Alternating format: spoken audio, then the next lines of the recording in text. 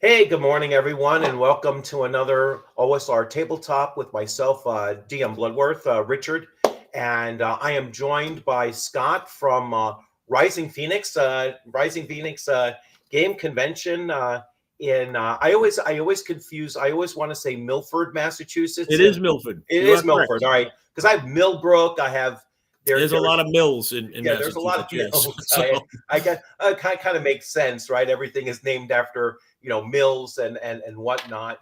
So it goes back to your colonial times and industries that were around during that time. So I'm sure that's probably where the town gets its name from. But anyway, probably yes. so Rising Phoenix is an incredible convention. I have to say, having been there three times, I think it's pretty sure it's three times myself. And although I won't have the pleasure of being there this year, I will definitely be there next year. Hold on one second. Take care, hon. Be careful. So, my wife is getting ready to go out. So we're both off this week. So it's spring break. But anyway, it's a great convention, and I'm not just blowing smoke up, up Scott's butt here because it's a smaller convention, so it's around 300, correct, or a little Six, higher than that. six, 600. 600. So Yeah. this year it's 600. What was it last year? We hit six last year. We Oh, just you hit hit six six. Yeah, last we'll year. All we'll do right. six again this year, and that's Yeah. probably So our cap there. So it's a great convention. Um, and 600 still, it did not feel like 600, to be yeah, honest with you, because the space is so well used. You thank know, you. um, in that hotel, and just the way it's organized and everything. If you haven't been to, I consider that to be a mid-sized convention. Yeah, You know, and it has a small convention feel, and I thank you. mean that in every positive way that you can have. It's super well organized between its vending sections. It has a board game section. I'm going to let Scott go into more detail. But there's the vendings, and then there's the two main gaming spaces, which I'm going to be off the mark probably, but at least 40 tables, probably Pretty more. close. Yeah. So at least 40 tables, and every table like full. Um, Maybe a couple tables that are for just on the spot games, ad hoc games, if you have some spare time or whatever. And but the other thing that Scott really does well is that you know, if players weren't signed up for something, they'll be brought around. Hey, do you have room? Or Scott and his other people. I'll let Scott mention them as well, because nothing is run by just one person. He has a great team of people. It's unbelievable. We have a big Um, team. So yeah, so anyway, it is a great convention. If you can get yourself out there, definitely do so. Um, you have at door sign we ups, like, we yeah, do. yeah. We actually just closed our on Monday. We closed pre-con sign up. Hmm. And we will reopen actually Thursday night.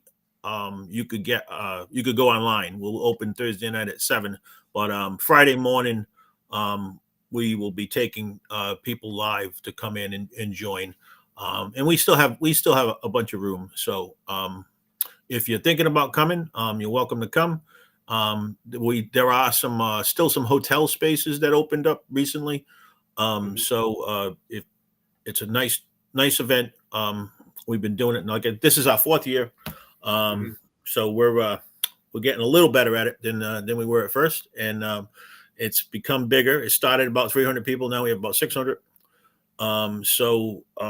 Yeah, please consider joining us. A full line of RPGs, everything from old school 1E to Alien. We have a Yeah. pretty wide variety of games. In addition to that, we've switched up the last year we had like a dozen board game tables. This year we have 24. We've doubled the Nice. size of the board game room. We have a Catan tournament, which I believe there are still a few spaces. It's the national qualifier. If you get into that and win, you get to go to the nationals, which I think is down south, maybe Origins. And if you win that, you go to Europe. So yeah, the national qualifier will take 28 players. That's on Saturday. What else? So we've got panels. We've got vendors. We've got 26 vendors this year. We've got 5 of those are demos. We've got Boston Game Makers Guild is with us this year. We've got what else we have? A full line of panels.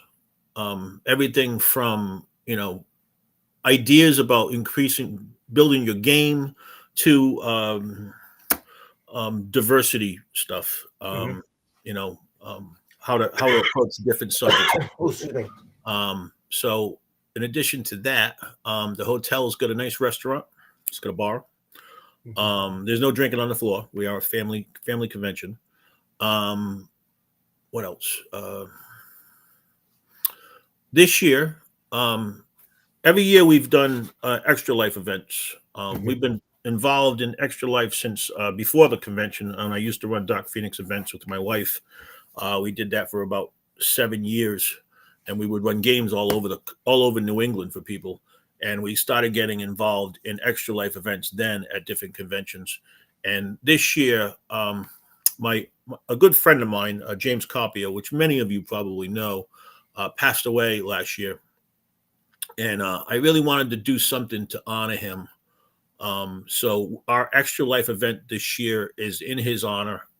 We have two events. We have a 4-table game of Top Secret, which is going to be run by some of our GMs and the Solarian team with Peter Blix and Jason Elliott going to run tables, and Mary Lindham, James's wife, will be there as well. And we really want to have a nice remembrance. Yeah, a remembrance, and we're gonna donate everything that we make on the Extra Life event, which is the 4-table game, and our auction in James's name to Extra Life as a remembrance of him. He really was. I've known James a long time. He really was he was like one of the best of us. He really was. He was a humble man. He was very smart about anything about gaming. He loved to run games. He loved to talk about gaming, and he was just a really decent guy. And he is. I miss him a lot. And so what I did was I hired Chet Minton. A lot of you know Chet, the artist from Long Hair Studios. He's an amazing artist. I asked Chet, I said, would you be willing to do a poster for us of James? And he did, and it came out beautiful. And we'll be auctioning off a signed one at the convention. You can actually bid on it now. It's on our website, on our Discord site, I should say. And there will only be one that will be signed by his wife, both his partners in Solarian, and myself, as representing the con, and that will be a one of a kind. So when we're going to give one to Mary as well. So yeah, but there's also 20 other lots on the auction. Everything from our yearly poster, which is made by Matt Roberts, which is an awesome poster. He's an awesome artist as well. And this year, our 2 guests are Emily Care Boss and Epidiah Ravico. Those of you that don't know them, they're a married couple. They live out in Western Mass, and Epidiah created the game Dread. So he'll be running Dread, and his wife Emily Care Boss is well known in the industry as a game creator. She's created a lot of small RPGs, And they'll both be at the convention. They'll both be running their games, and they'll both be available for autographs, photographs. They're doing panels, so you get to spend some time and talk to them. Very, very cool folks. We're really glad that they're going to be with us this year. What else is going on? We've got yoga in the morning. So we really want everybody to feel comfortable. We know that everybody that comes to conventions, not everybody's 100% gung ho into gaming. So we have some other stuff. So we do some other events. So yoga is one of them in the morning. I mean, you're going to be sitting around a table all day. What's better than getting limbered up first? Yeah. Work the cracks out from the night before. So we do have yoga again with a professional yoga instructor. Jason McCure is with us again.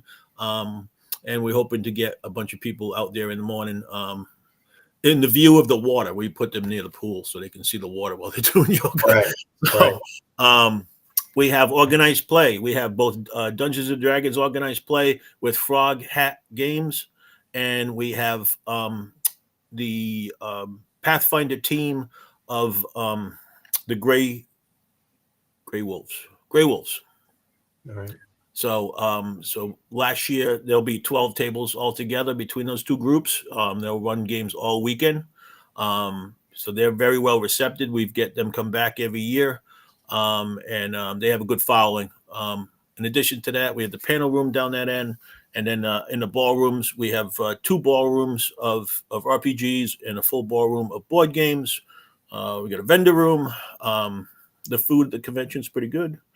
We'll say that. And then we have like an overflow area where we have a painting pit. So Carol Pandorf, where a lot of you that come to cons on the East Coast know Carol. She's a really good miniatures painter. She does, and she'll be there from Saturday and Sunday painting, and having people can just stop by and pick up a miniature and paint it and take it home.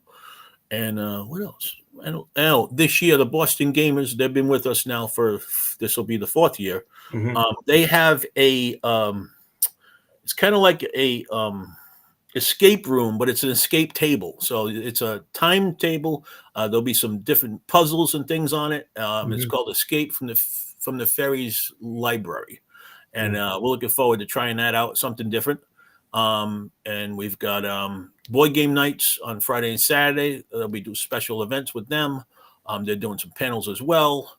I don't know what else. What else can I tell you? It's next weekend, the 25th through the 27th at Milford, Mass, at the DoubleTree Hilton. I believe it's 11 Beaver Street. There are still rooms available. And there will be tickets, like I said, available Thursday night online or at the door. You can pick up a ticket too. We have right now, I think we've sold about 530 badges or so. Nice. Yeah. So that it's going to be a great event. Like I said, I really wish I could be there this year.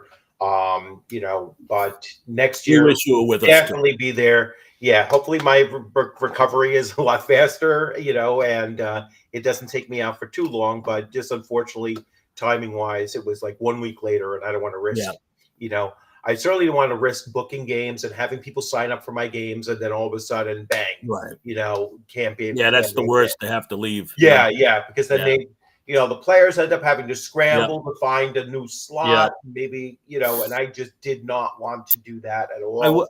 I will mention while you're talking about that. So we have last year, we have a section when if you're looking for a game, if your game gets canceled or something like that. We really try. We want everybody to sit down and play a game. I in particular will be there in the game room. I always stop by at the beginning of each session and make sure there's not people looking for a game. And if there is, I will find you a game. I did that last year to about 20 people. We brought them down and put them in a seat. They had some fun. If it does happen, I mean, we have 400 events.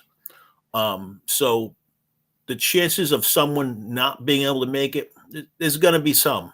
It happens. It's life, We do ask that our GMs let us know if they're not going to make it, or if they have something, something calls them away. And then we have backup GMs that will jump in. You won't get the game that you signed up for, but you'll get a game and you'll have some fun. We did that last year. We had a couple backup GMs sit down and take a group on a journey. So I was actually in one of those games. Peter Yep. Saloom took over a Yep. game, and he switched it from Alien RPG to his own adventure, which was very similar to Alien RPG, written for Savage Worlds, and it was incredible. Yeah, I just kickstarted it, so I Yeah, have it. and then there was at my own table, I had 2 players not show up, and Scott brought I think a father and son, so it was like really cool because I got the younger generation at the table too, and it was like, all right, cool, and they joined my Gangbusters game,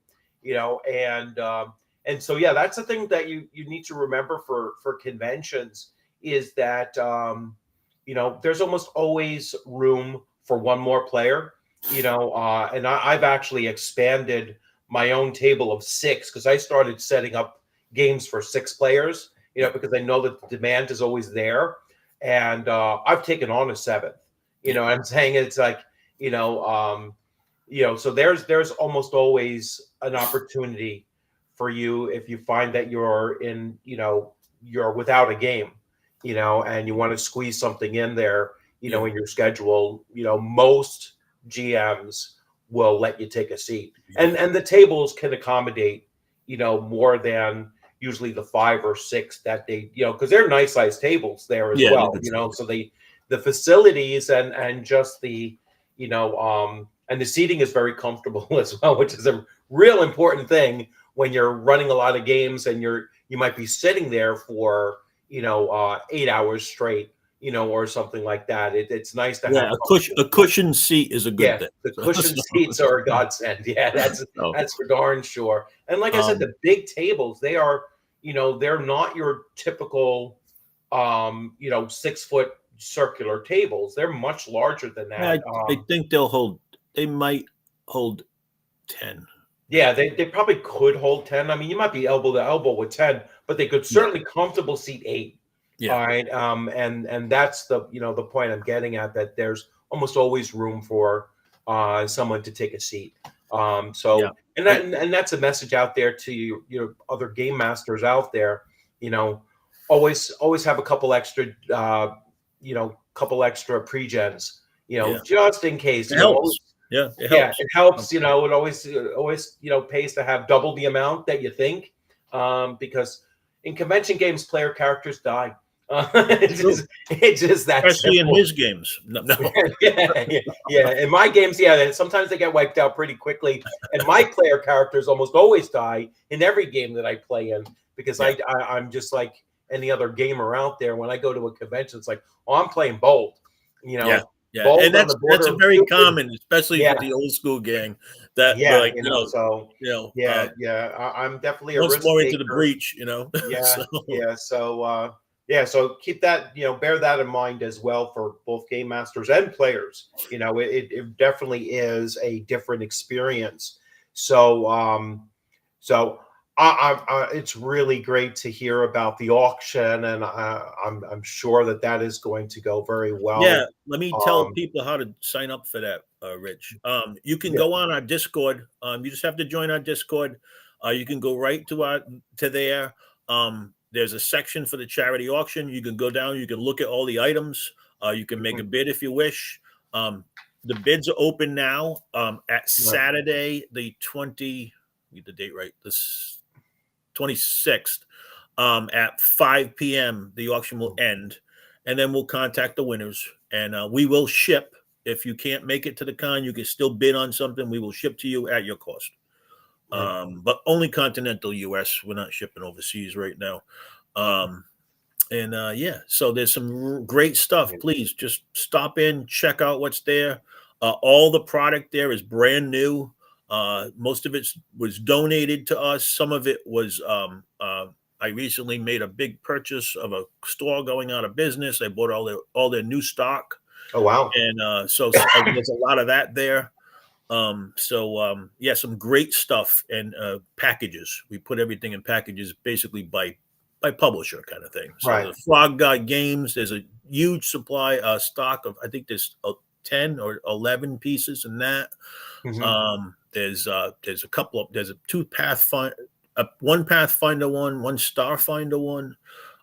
There's some great board games we got from Beetle and Grimm, donated us their Endless Staircase box set, which is a really nice, unopened, beautiful thing. I think there's 7 modules in it.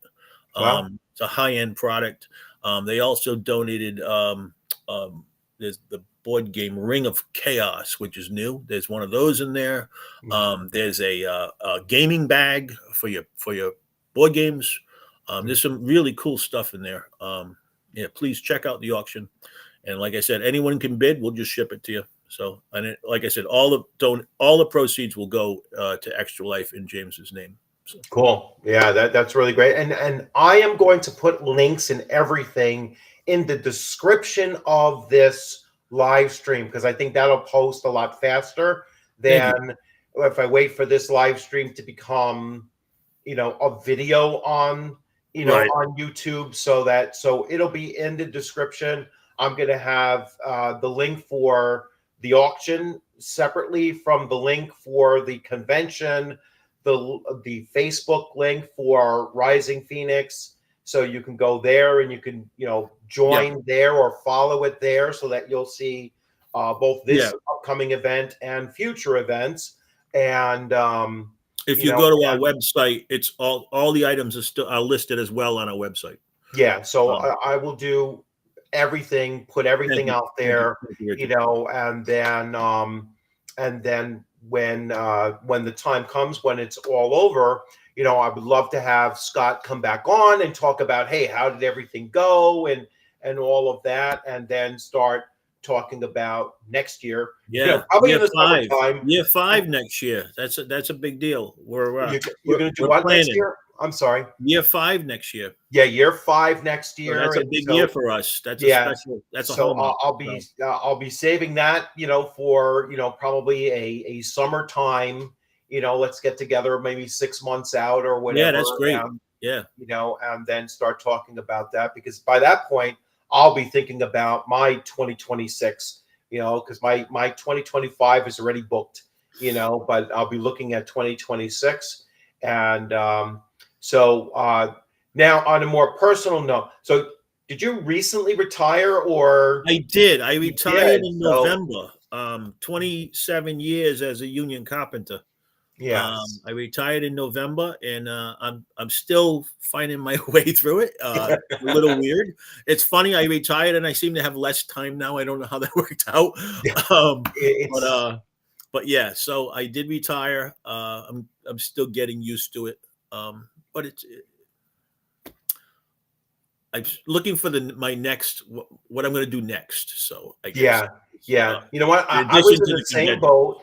So. And, retired after 26 and a half years, as a school teacher, in a New York City school teacher.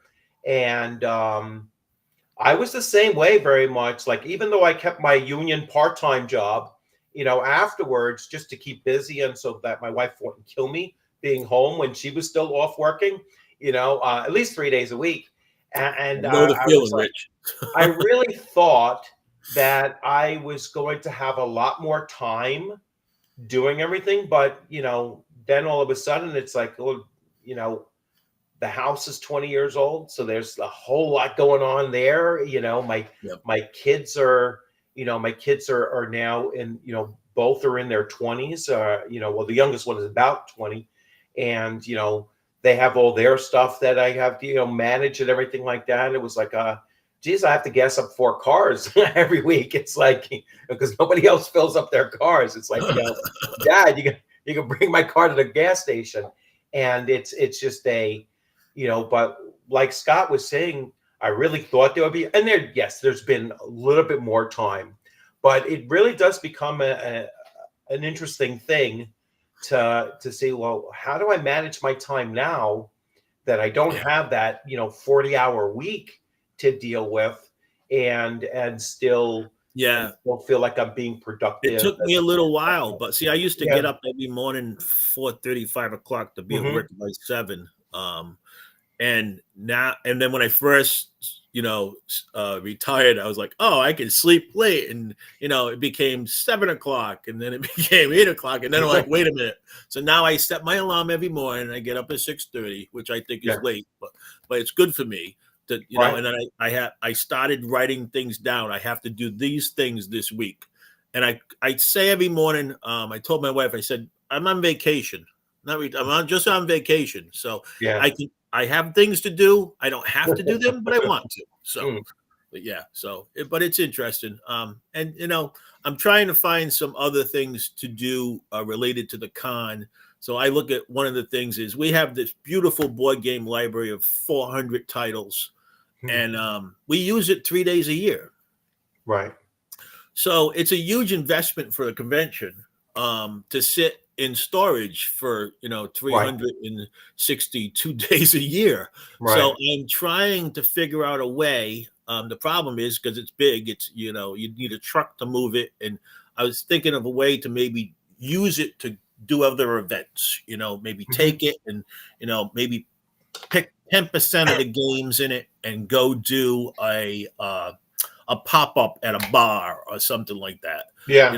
So I'm looking at that, and if anybody out there's got a place in New England, close to Rhode Island, because that's where I live, that's interested in doing something like that, give me a yell. We could. Yeah. I've got a board game library that's itching to be played. So Yeah. it seems to me, and I feel that a lot of conventions have big board game libraries, and then they don't do anything with them all year. And I'm like, gee, Right. it seems like a waste of the board games. I Yeah. mean, it's great to do a huge con and have a lot of games, but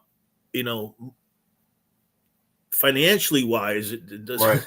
It's Yeah. it's a huge outlay to yeah. have a big board game library, and then you got to store it, and you got to store it someplace that's weather protected. So there's an expense to all of that. So Right. but yeah, I thought about maybe renting it to other conventions, but then you got to transport.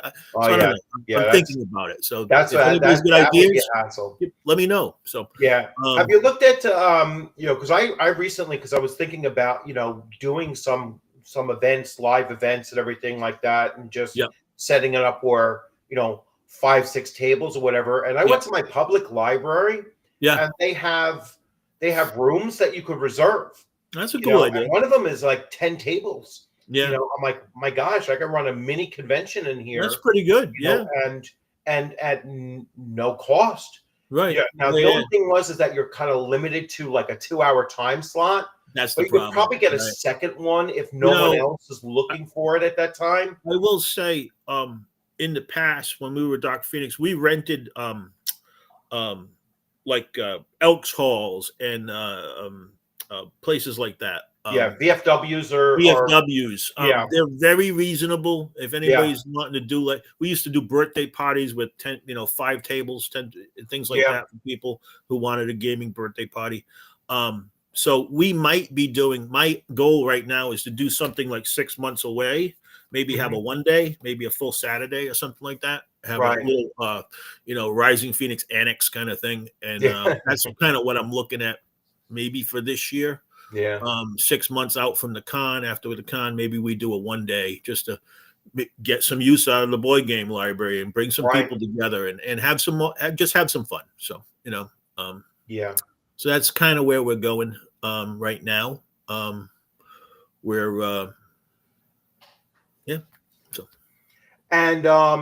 so what conventions are you going to after Rising Phoenix, obviously? So after Rising Phoenix, I'm going to Origins. Mm-hmm. And then I'm going to let's see, next January I'm going to Page. I know Ron pretty well. We're both union brothers. Yeah, you're both carpenters, right? Yeah, so you're both and which is odd when I found out. I was like, oh wow, that's funny. And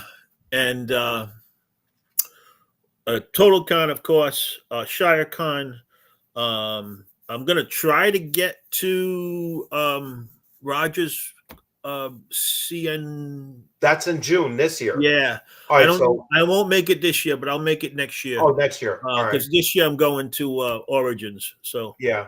and that's the week before. So And you'll be at ShireCon 2025, or I will be at ShireCon this year.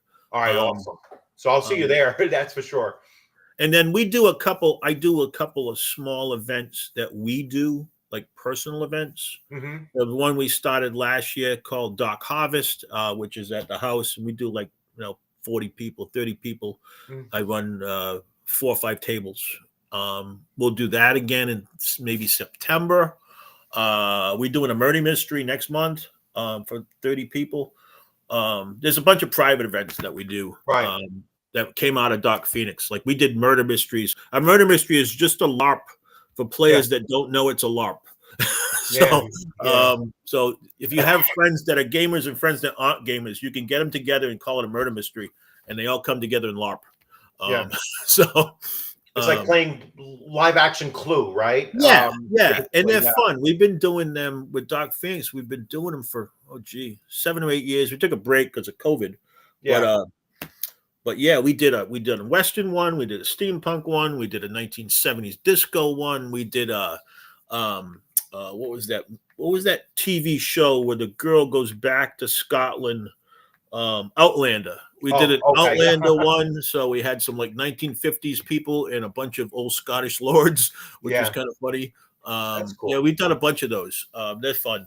And we were doing a camping one for years and years, and I just stopped doing it. It's just too much for me now because it's all outside.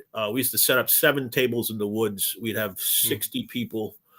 We used to bring our own cook, and everybody would just show up and game all weekend. And if you've never gamed in the woods at night, you need to do it. It's a different experience. It's really fun, especially if it's a horror game. So I'm allergic to mosquito bites, so probably not. But fun. It's really it's a different environment, But yeah, we did that for years. I think 8 years we did Cthulhu Camping Con, we used to call it. Oh, cool.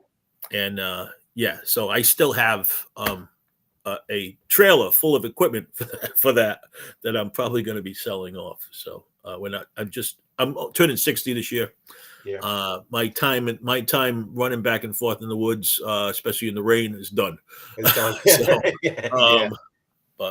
But no, come to the con or check us out. Go online, check our website out. It's a fun time. We really want everyone to come to feel welcome. We really want everyone to come to feel like they're part of the community. We have built a really good community out of the people that come. I try really hard to know. I'm not gonna say I'm successful, but I try really hard to know everybody's name that comes. I'm pretty good at maybe 70%, 75%. I think that's pretty good at 500 or 600 people. And we love to have you there with us. And it is definitely a good feel. We have some of the best vendors around. They're a great group. They support each other. And I want to say we have some of the best volunteers. In addition to my board of compatriots, we have about 14 of us. We have another 20 or so volunteers who jump in and help us every year. We've got some of the best people around. It's an extremely well-organized convention.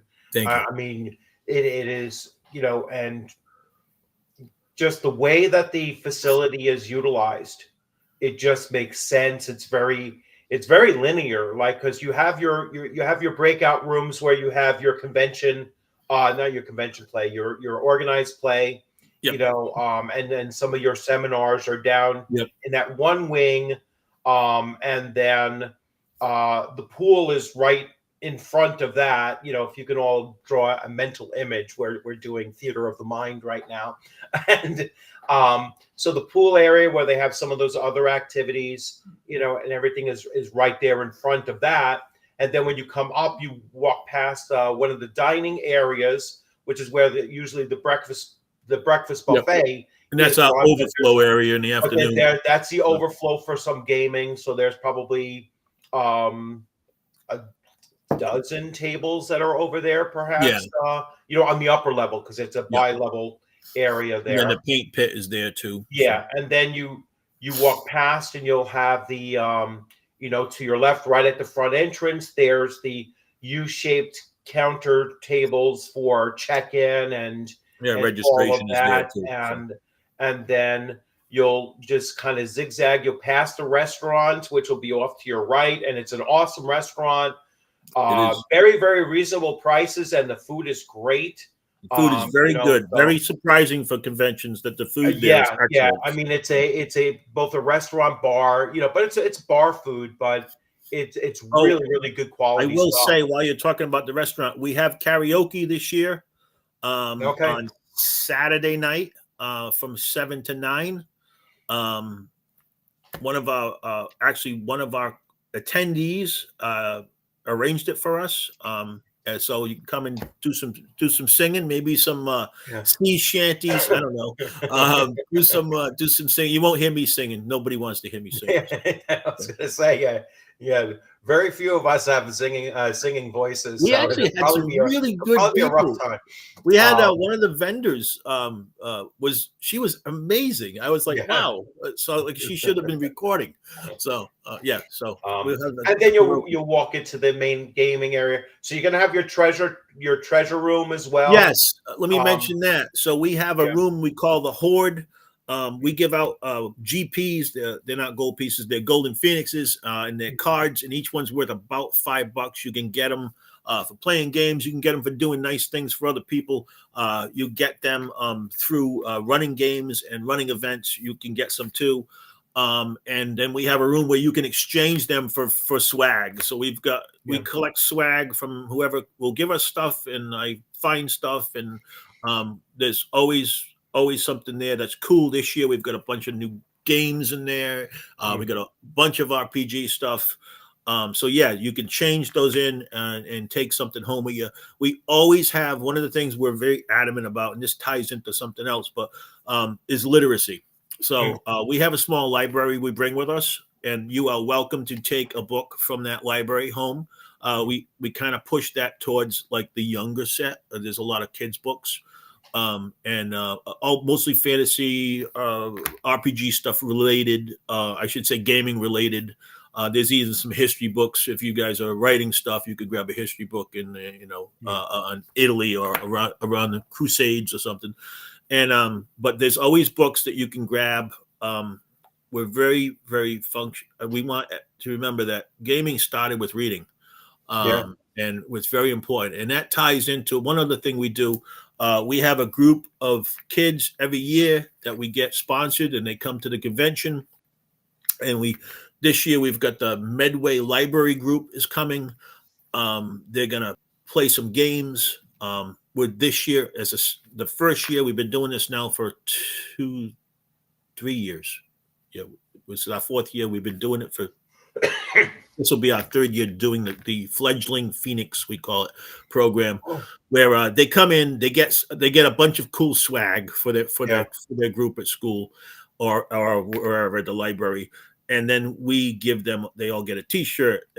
They get lunch.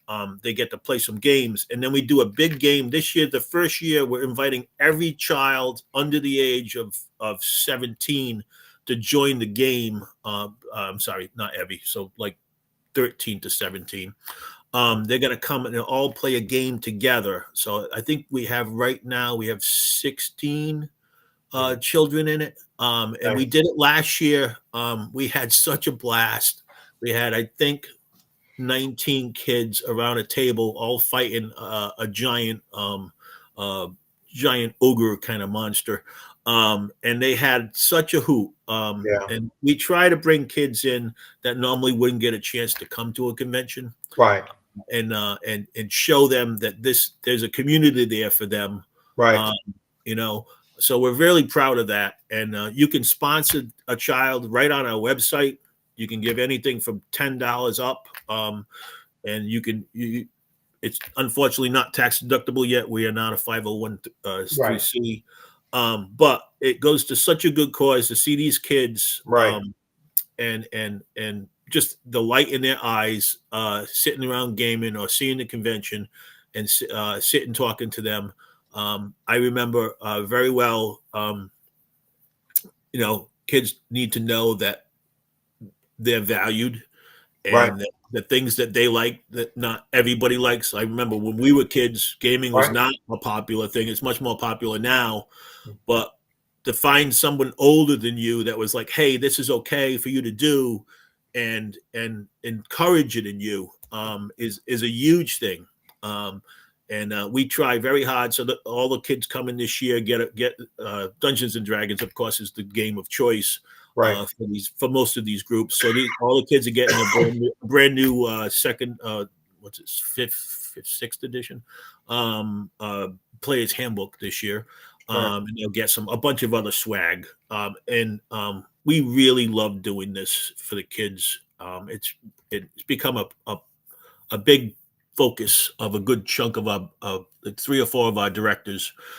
They kind of focus on that and try to make it a special event for the kids. So, and we want more kids. So if you have kids, they're welcome to come. Yeah, We've bring got 'em. kids games, and the more kids that we get to start to come, the more kids games we'll have. And we hope to one day have a kids area for just kids games. So Nice. Yeah. so, That's awesome to hear. And yeah, I was there for, a lot of the events, because you had, several children's events and everything. You had a cosplay thing too, and you had yeah, the we do Saturday. We yeah, we do have a costume contest on yeah, Saturday.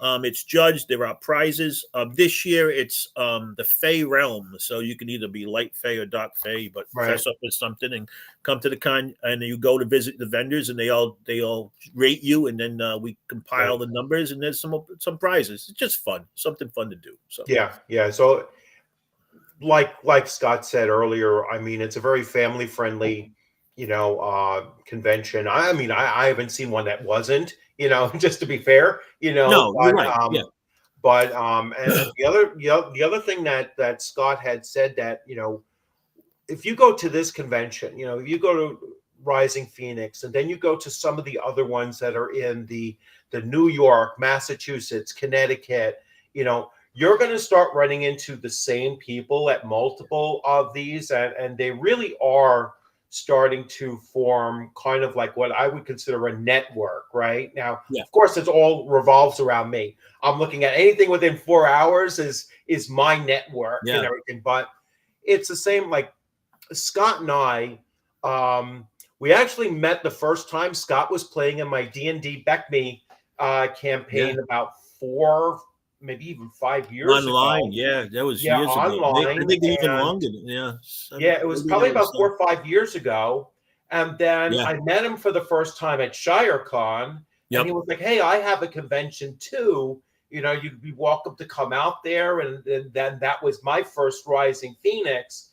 And we had met somebody else. Like the first time I met Ron, Yeah. from Page, was at ShireCon, and Tom Wilson at Yeah. ShireCon, and so just so many different people that I run. And then when I go to Rising Phoenix, I was like, hey, I know you. I've played with you, Yeah. at this convention and that convention. And it really is, especially post-COVID, because obviously Yeah. everything shut down during COVID.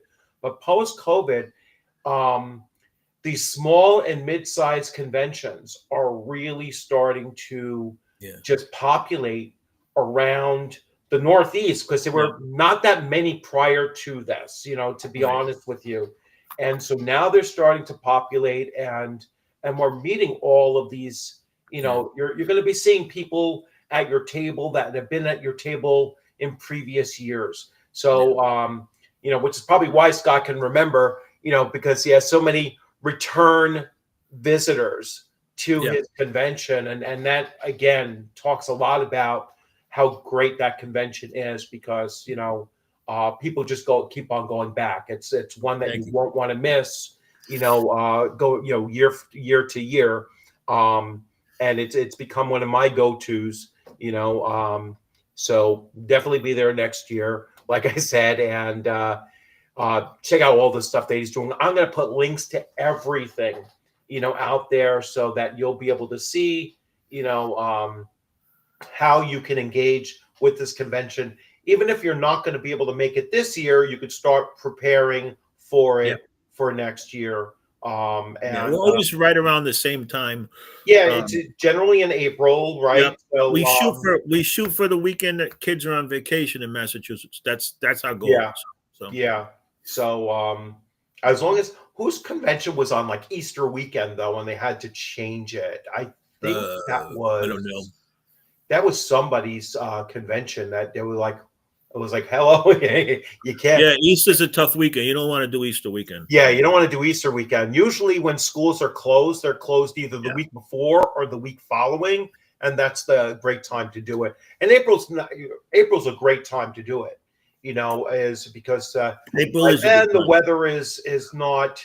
You might get some rain, but you're usually you're usually away from the snow unless you were here 2 days ago and it snowed and it was 31 degrees out. Yeah, and like, then it was 72 the day after, right? So yeah, it was like, but usually April is it rains. I think every time I left FireCon that Sunday morning, it was always raining. I was like, geez, it always rains on Sunday. It always seems to rain whenever we pack up anything. So, yeah.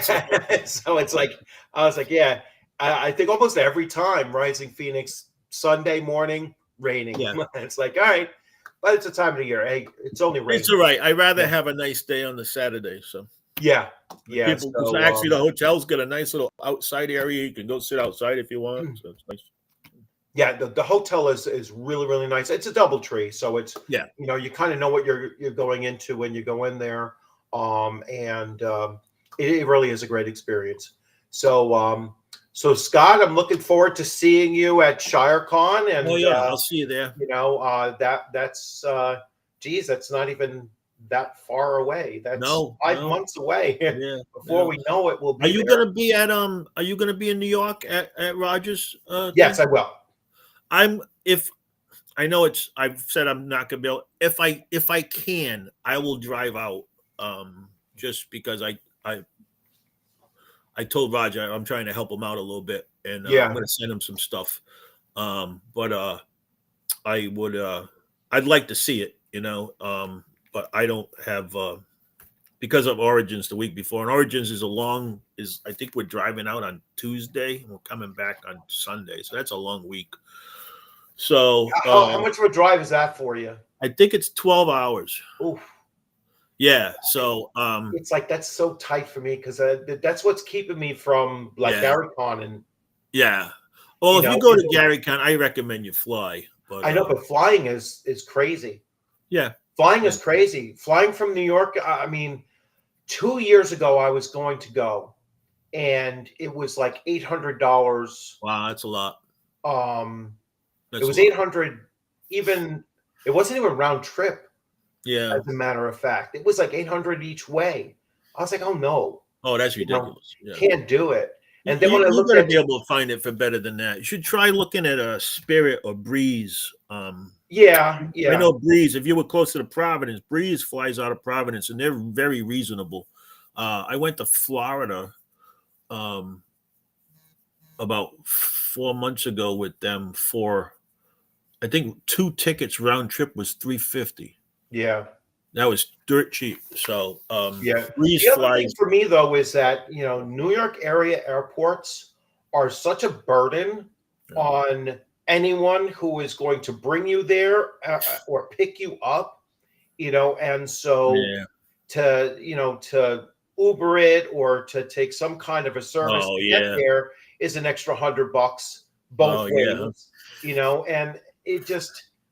So I was like, the only way I could ever get out there, and I really do want to go to a GaryCon, at least as part of my bucket list, I guess, is I'll have to drive, and that becomes 5-day hotel stay. Oh, that's right. One on the way there, because I don't think I have 15 hours of driving in me. No, and by the time you get there after driving for 2 days at 7 or 8 hours a day, you want to sleep, Right? It's like I want to jump right into it, and but if I do go, that's probably what I'll end up doing is driving it, And then, but when I go there, I'm not looking to run anything. I just want to play. Yeah.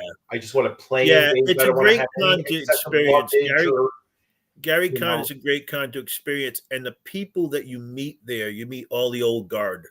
Yeah, And they're all really decent people. Like I know I probably mentioned before, we had Alan Hammock out, who's a friend of mine. I played in Alan his game at is your convention. Yeah, yeah, yeah, he's literally like salt of the earth, old yeah. school, humble.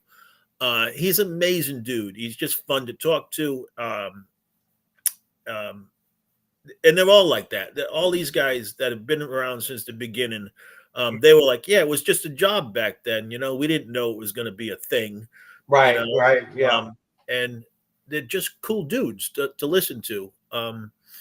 I give them a lot of props that a lot of it didn't go to their heads. That they're famous. Um, in this circle. yeah, yeah, yeah. So, They're niche famous, right? yeah, It's like, but yeah, it's a but pretty they big no, they're circle. you Like know, in the um, circle, there's a lot of gamers in the world. I mean, it's a big oh circle. yeah, yeah. It's a You big know, circle, but it's yeah, still, and more you know, so now than ever before because of the popularity of the gaming in right. social media and on TV and in movies. Yeah. So yeah, so but Yeah, I all mean, good. I recently just made the connection like that. God, he just everything slips my mind now. Um, is the Call of Cthulhu Peterson? He made Doom. The Oh video yeah, game. I yeah, mean, he had yeah, a huge career in video yeah. games. Oh yeah, yeah, I was like, oh my gosh. I was like, yeah, so, and that's what a lot of those guys ended up doing as well, yeah, is they went into other areas, other yeah, industries, entertainment industries or whatever. And they had full blown career. A lot of them actually went to video games, yeah. so Well, it it's like, makes sense. It makes sense because it kind yeah, of yeah. So video. there's A a lot of lot of, fantasy games came out of this. Came out yeah, of yeah. So, role playing. So yeah, so it's a great hobby. So it for is all those young good for your people that head. are coming into the thing, it's a great hobby to get, Yeah, introduced to. and you meet And so many good people. You really yeah, do. I have lifelong friends that I've met gaming. mm, And really good people, great times. It's reasonably, you can spend as much as you want, but it's not right. expensive to stop being a gamer. What do you need? You need your imagination and a piece of paper and a Yeah, pencil. And you could sit down, and play a game together. You don't need right. anything else. You can say, all right, we're gonna, maybe a die. but Yeah, maybe it died. um, you You can know, get away with chits, right? you It can even started get with away with chits, chits. right? Yeah, You my friend was in the military. They used to use chits, so yeah. they never had dice.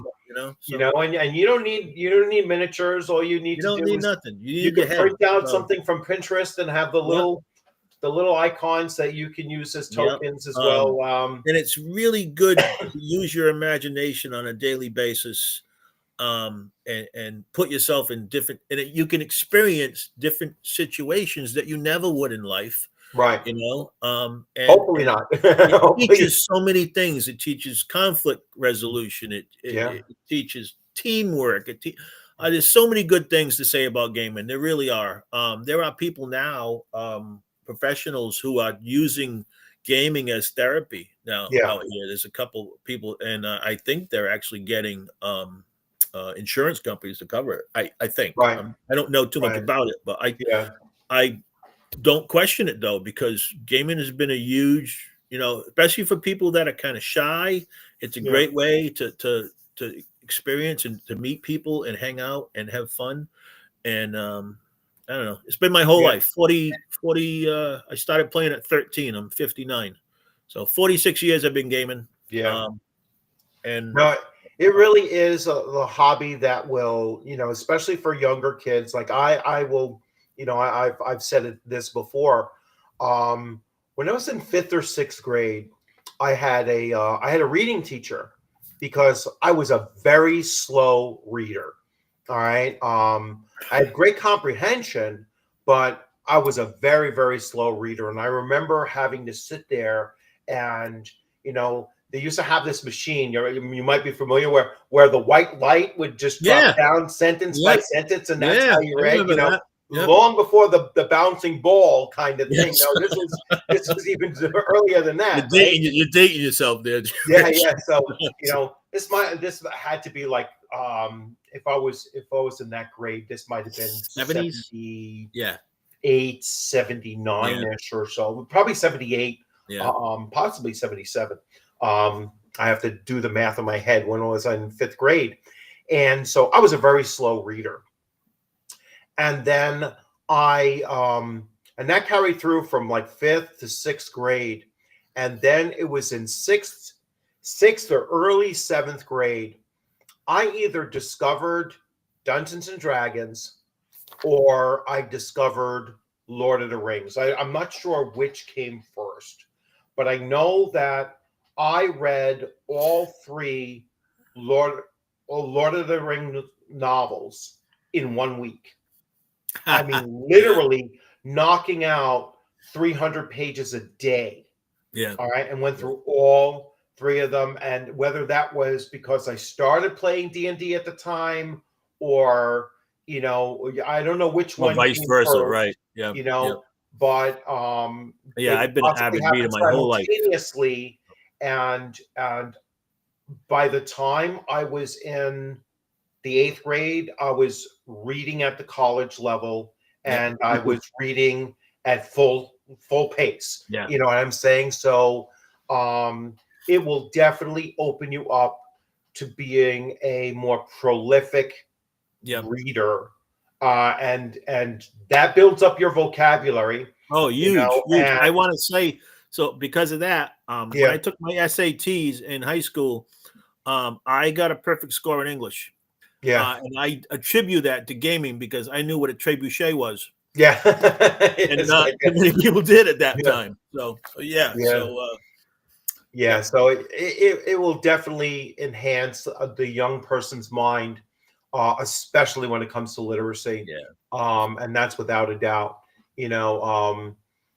but let's see, we have some comments in here. There was a good article, and hey, how's it going, Mike? Hey, Michael. There was a good article a while back about playing RPGs in prison and the ingenious ways the inmates come up with creating randomizers. Oh, that's interesting. Oh, like for dice, because they obviously can't have they won't give them dice. Things. But chits were the thing back in the you used to get sometimes in even Dragon magazine, they would have punch out.